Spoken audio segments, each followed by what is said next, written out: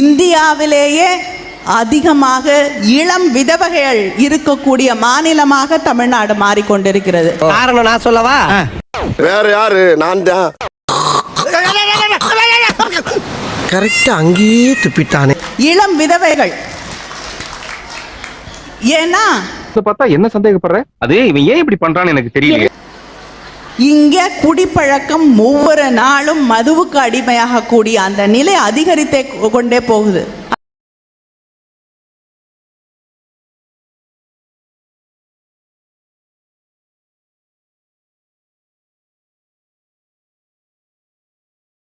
அதை பத்தி இந்த அரசாங்கத்திற்கு அக்கறை இல்லை, கவலை இல்லை.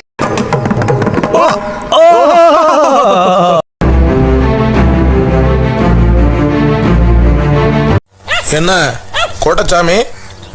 ஒண்ணும் இல்லையா? ஒண்ணும் இல்லையா?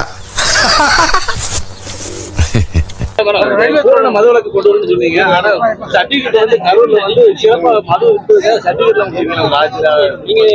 மதுவிலக்கு கொண்டு வருவோம்னு இந்த தேர்தல்ல நிச்சயமா யாரும் வந்து சொன்னதாக எனக்கு தெரியும்.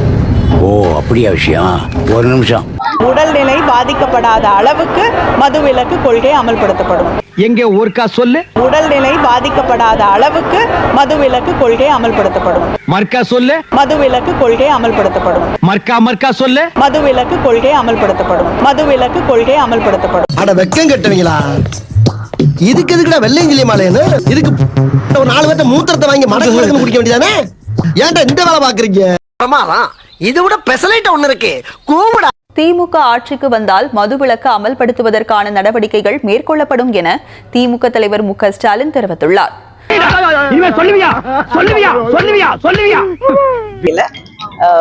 குறைக்கப்படும் அப்படிங்கிறது தான் வந்து கொடுக்கப்பட்ட வாக்கு. நீ எல்லாம் பிறந்ததே ஒரு சாபக்கேடு. முடிஞ்சா இன்னைக்கே போய் செத்துரு. மறுபடியும் பிறந்து வா. அப்போவாவது உனக்கு ஓலை ஒழுங்கா வருதான்னு பார்க்கலாம்.